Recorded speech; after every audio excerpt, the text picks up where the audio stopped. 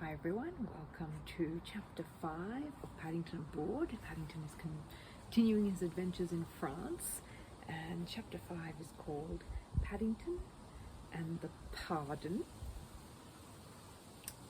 And you might even get to see the changing colours of the setting sun in the background here in Canberra, so hopefully you'll enjoy that. The Browns soon settled down in the village, and in no time at all it seemed as if they had always lived there.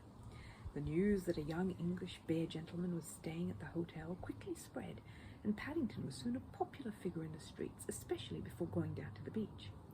He paid a visit to his new friend, Monsieur Dupont, most days. Monsieur Dupont spoke very good English, and they had several chats together on the subject of buns. Monsieur Dupont not only showed Paddington round his ovens, but he also promised to bake some special English buns for his elevenses into the bargain. After all, he explained, it's not every day we have a bear staying at St. Castile. And he put a notice in his shop window saying that in future, special buns made to the recipe of a young English bear of quality would be on sale. There were so many new and interesting things to see and do that Paddington had to sit up late in bed several nights running in order to write everything in his scrapbook while it was still fresh in his mind. One morning he was wakened early by the sound of shouting and banging outside the hotel, and when he looked out of the window he discovered to his astonishment that a great change had come over the village. It was always busy with people hurrying to and fro about their daily tasks, but on this particular morning it seemed to be twice as busy as usual. Even the people were dressed in quite a different way. Instead of their blue overalls and red jerseys, the fishermen all had on their best suits, and the women and girls were wearing dresses covered in stiff white lace with tall lace hats to match. Nearly all the fruit and vegetable stalls had gone, and their place had been taken by other stalls decorated with coloured flags and striped awnings, and laden with boxes of sweets and row upon row of wax candles. It was all most unusual, and after a quick wash, Paddington hurried downstairs to investigate the matter. Madame Penet, the owner of the hotel, was at her desk in the entrance hall when Paddington entered, and she looked at him rather doubtfully when he consulted his phrase book. Madame Penet's English was no better than Paddington's French, and things always seemed to go wrong when they tried to talk to each other. "It is," she began in reply to his question, "how you say, a pardon." "That's all right," said Paddington politely. "I was only wondering what was happening. It looks very interesting." Madame Penet nodded. "That is right," she said. "It is, how you say, a pardon." Paddington gave Madame Penet a hard stare as he backed away. Although he was a polite bear, he was beginning to get a bit fed up with raising his hat and saying pardon in return, and so he hurried outside and across the square in order to consult Monsieur Dupont on the subject. To his surprise, when he entered the shop, he made an even more startling discovery, for in place of the white smock and hat which he usually wore, Monsieur Dupont had on a very smart dark blue uniform covered in gold braid. Monsieur Dupont laughed when he saw the expression on Paddington's face. "It is all to do with the pardon, Monsieur le Bear," he said, and he went on to explain that in France, pardon was the name given to a very special festival, and that in Brittany in particular there were pardons for many different reasons. There were pardons for fishermen and farmers, and there was even a pardon for the birds, not to mention horses and cattle. "In the morning," said Monsieur Dupont, "there is always a procession when everyone goes to church, and afterwards there is much celebration. This year," he went on, "we have a fair and a firework display. Why, there's even a parade of the village band." Monsieur Dupont drew himself up to his full height. "And that is why I'm in uniform, Monsieur le Bear," he exclaimed proudly, "for I am the leader of the band." Paddington looked most impressed as he listened to Monsieur Dupont, and after thanking him for all his trouble, he hurried back to the hotel in order to tell the others. Most days the Browns went down to the beach, but when they heard Paddington's news, they quickly changed their plans. After a hurried breakfast, they joined the rest of the villagers in going to church, and that afternoon, by popular vote, they made their way towards a field just outside the village where the fair was taking place. Paddington stood in a trance as he gazed at the sight which met his eyes. It was the first time he had been to a fair, and he didn't remember ever having seen or heard anything quite like it before. There were huge wheels soaring up into the sky. There were gaily painted swings and slides. There were roundabouts carrying dozens of shrieking, laughing people round and round as they clung to wooden horses painted all the colours of the rainbow. There were coconut shies and sideshows. Everywhere there were coloured lights flashing on and off, and in the centre of it all there was a huge organ playing jolly music as it let out clouds of steam. In fact, there were so many things crammed into such a small space it was difficult to decide what to do first. In the end, after testing the slides and swings a number of times, Paddington turned his attention to one of the roundabouts. And when he discovered the bears under 16 were allowed on for half price on Pardon days, he had several more goes for good measure. It was when he came off the roundabout for the last time and stood watching Mr. Brown, Jonathan and Judy while they had a go, that he suddenly spied for the first time a most interesting-looking small striped tent which stood slightly apart from the rest of the fair. There were several notices pinned to the outside, most of them printed in foreign languages, but there was one written in English which caught his eye at once, and he read it carefully. It said, "Madame Zaza, International Fortune Teller, palms red, crystal gazing, satisfaction guaranteed." Pasted across the bottom was a smaller notice which had the words "English spoken" printed in red. Mrs. Brown followed Paddington's gaze as he lifted up the tent flap and peered inside. "It says she reads palms," she remarked doubtfully, "but I should be careful. Paws might be rather expensive." Mrs. Brown wasn't at all sure it would be a good thing for Paddington to have his fortune told. He got into enough trouble as it was without looking into the future. But before she had time to make him change his mind, the tent flap had closed behind him. Paddington had never before heard of anyone having their paw read, and he was anxious to investigate the matter. After the strong sunlight, it was dark inside the tent, and as he groped his way forward, he had to blink several times before he could make out a shadowy figure sitting behind a small velvet-covered table. Madame Zaza had her eyes closed, and she was breathing heavily. After waiting impatiently for a few moments, Paddington gave her a poke with his paw, and then raised his hat. "Please," he announced, "I've come to have my paw read." Madame Zaza jumped. "Comment?" she exclaimed hoarsely. "Come on," said Paddington, looking puzzled. There was hardly space inside the tent for the two of them, let alone room to go anywhere. So he tried climbing on the table as he explained once again what he had come for. "Mind my crystal ball," cried Madame Zaza, breaking into English as the table rocked. "They're very expensive. I didn't realize you were a foreigner," she continued, "otherwise I would have spoken to you in your own language." "A foreigner?" exclaimed Paddington hotly. "I'm not a foreigner. I've come from England." "You're a foreigner when you're in another country," said Madame Zaza sternly. "And comment doesn't mean you're supposed to climb all over my table."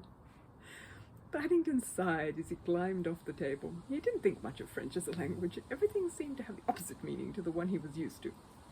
"Anyway, I don't usually do bears," said Madame Zaza cautiously.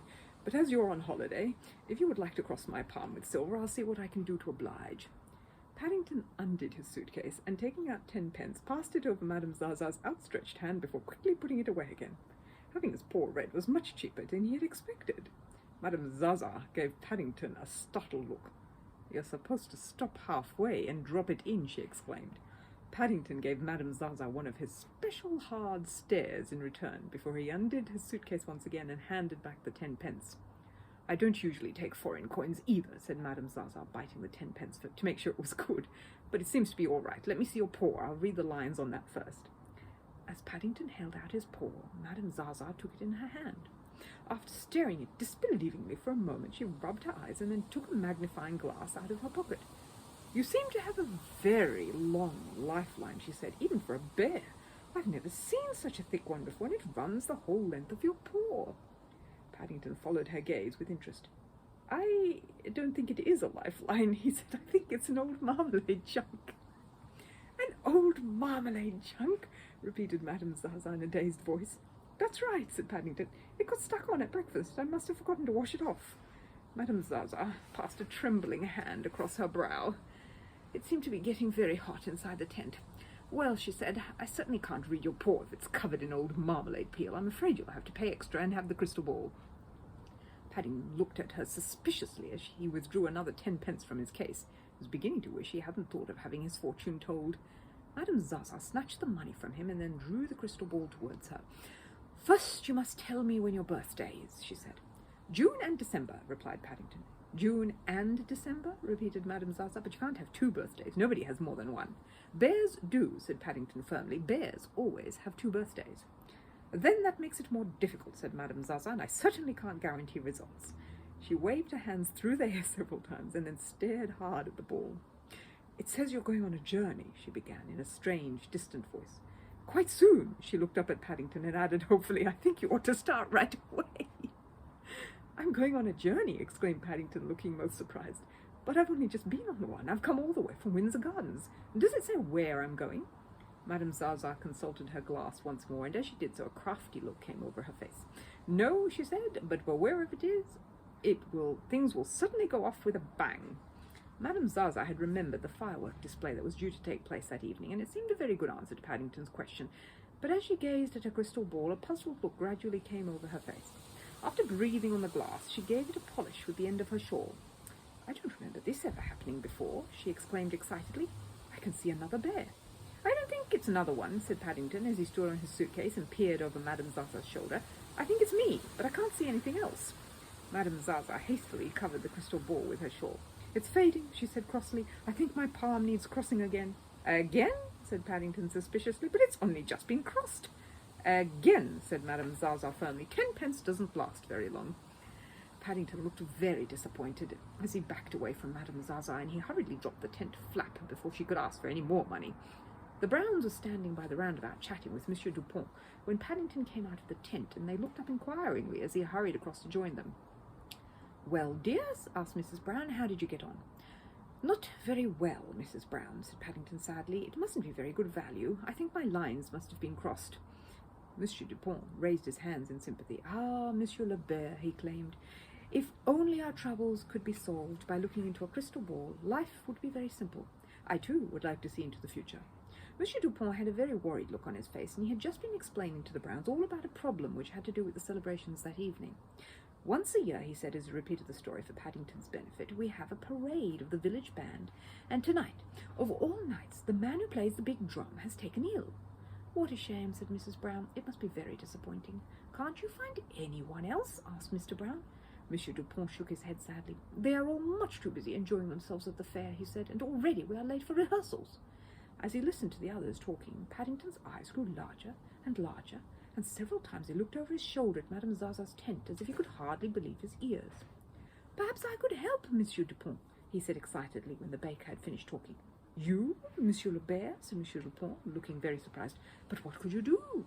Everyone listened with growing astonishment as Paddington explained about his fortune, and how Madame Zaza had said he would be going on a journey and that everything would go off with a bang. When he had finished, Monsieur Dupont stroked his chin thoughtfully. "It is certainly most strange," he said. "It is extraordinaire." Monsieur Dupont grew more and more enthusiastic as he considered the matter. "I had never before heard of a bear playing in a band," he said. "It would make a great attraction." The Browns exchanged glances. "I'm sure it's a very great honour," said Mrs. Brown doubtfully, "but is it wise?"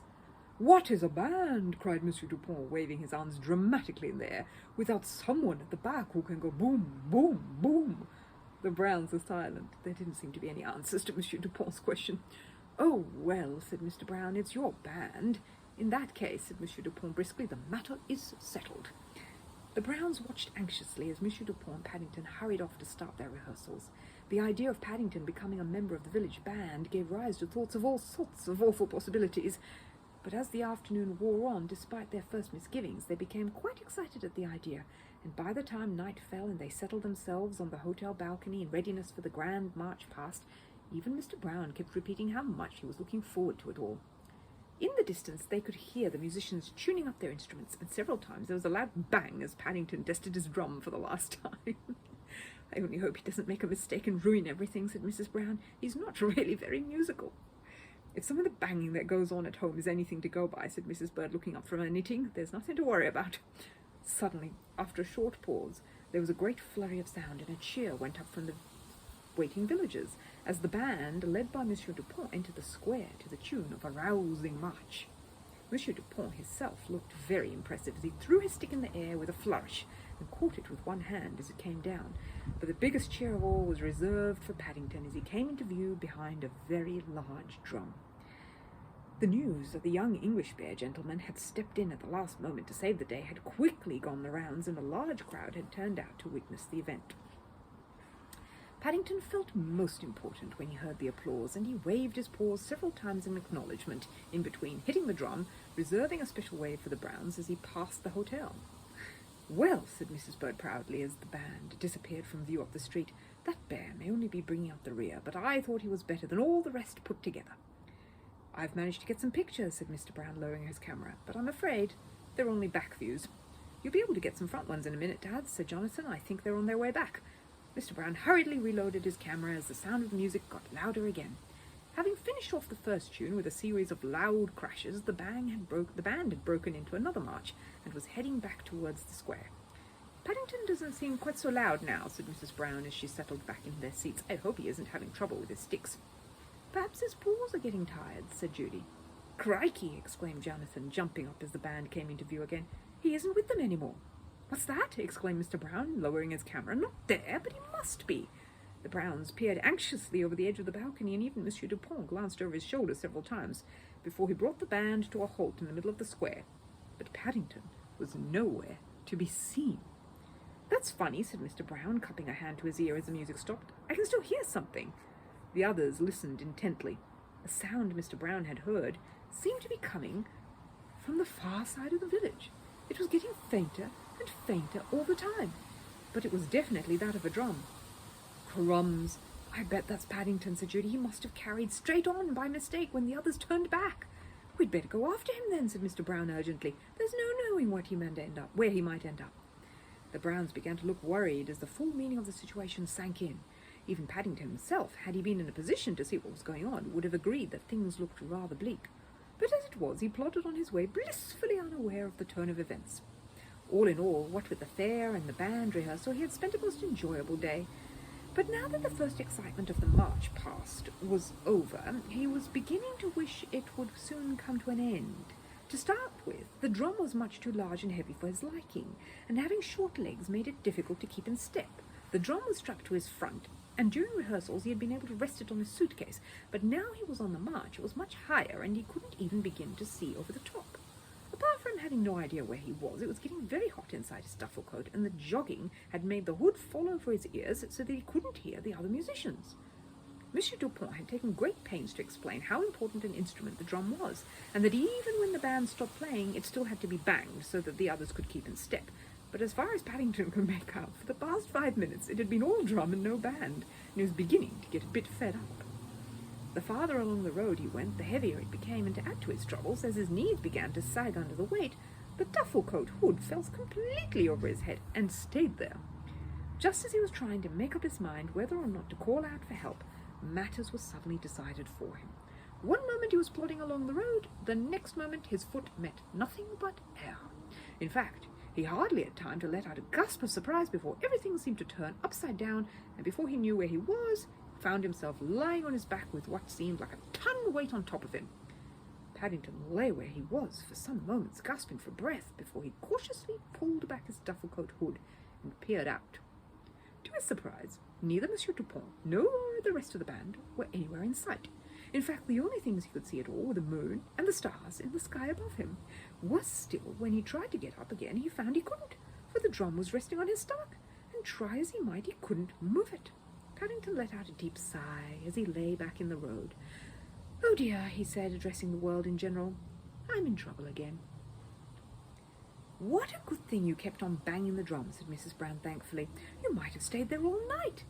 It was some while later, and everyone had gathered in the hotel lounge in order to hear Paddington's explanations of the evening's events, and how he had come to be rescued. Monsieur Dupont, in particular, was very relieved to see Paddington again, for he felt responsible for the whole affair. "I think I must have put my paw in a pothole by mistake, Mrs. Brown," said Paddington. "Then I couldn't get up again because the drum was on top of me." Mrs. Brown wanted to ask Paddington why he hadn't tried undoing the straps, but tactfully kept silent. As it was, far too many people were talking at once, and quite a crowd had collected in order to congratulate Paddington and Monsieur Dupont on their march past. In any case, Paddington was much too busy with his own problems, and from a distance he looked as if he was trying to turn himself inside out. "It's all right, Mrs. Brown," he said hurriedly when he saw her look of concern.